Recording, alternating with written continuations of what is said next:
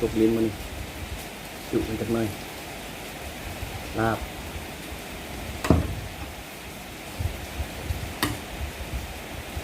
าบสูตรมาอีกแล้วแกงลาบผักกับพร้อมอบเผ็ดลุย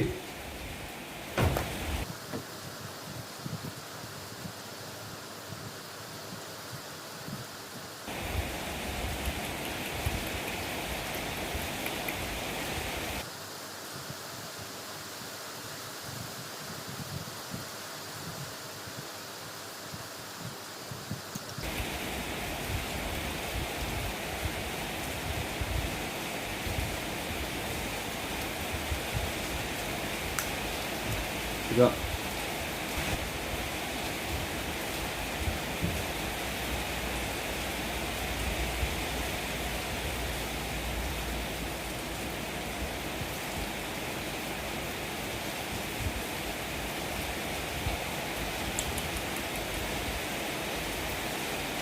ครับ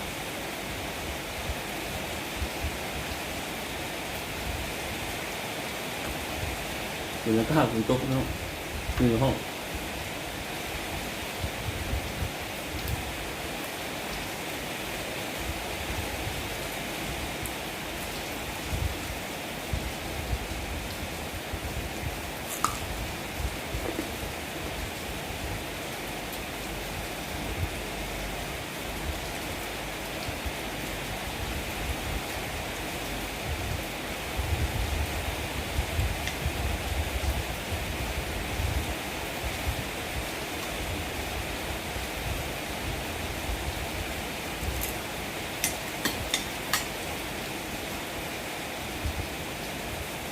โอ้ฟังดี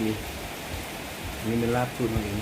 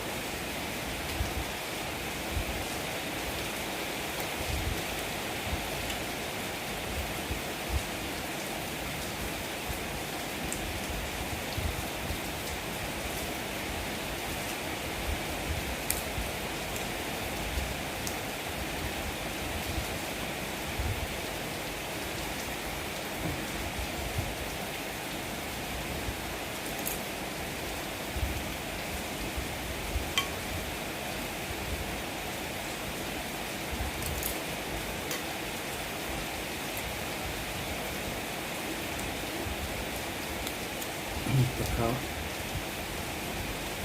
แต่ละครับกดได้เบิด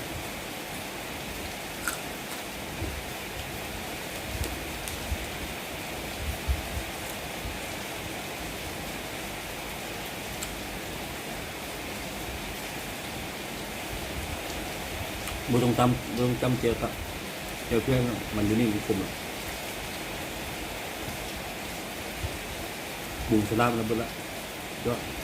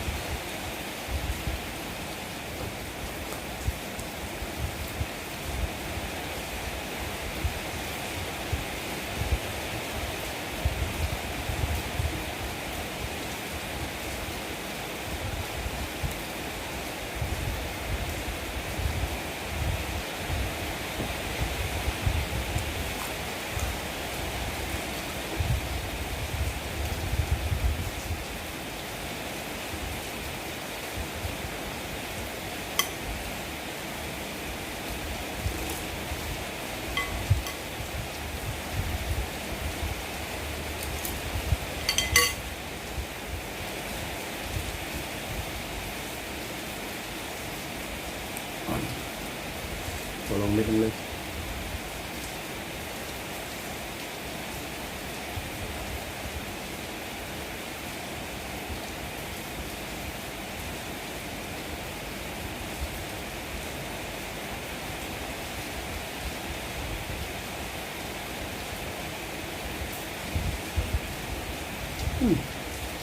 เรื่อง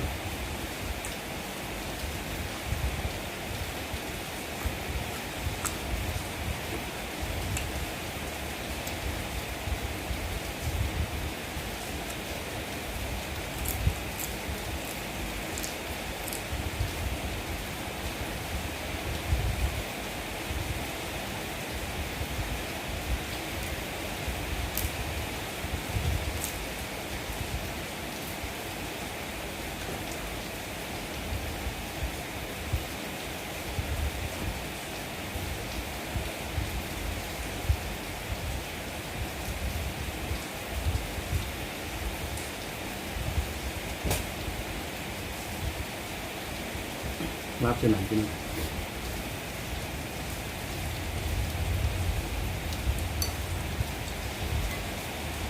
โคตรเดี๋ยวไปอม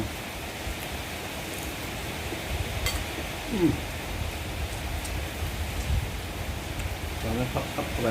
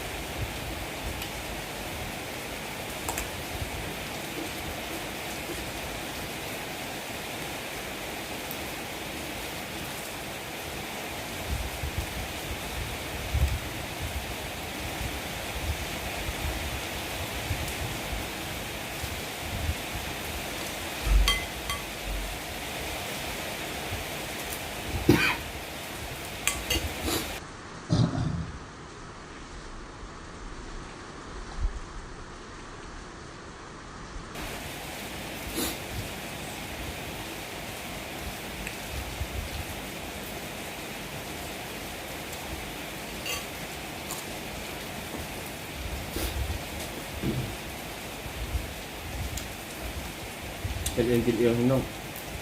ครับ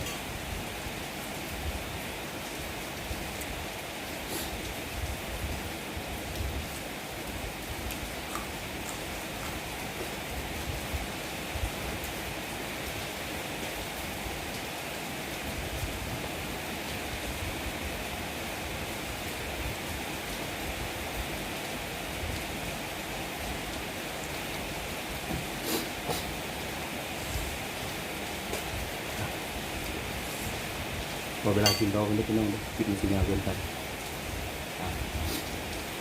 ถ้ามากกดไลค์กด Subscribe เนาะกระดิ่งเพื่อติดตามคลิปต่อไปเนาะสำหรับคลิปนี้ฝากไว้ทำนี้ก่อนสวัสดี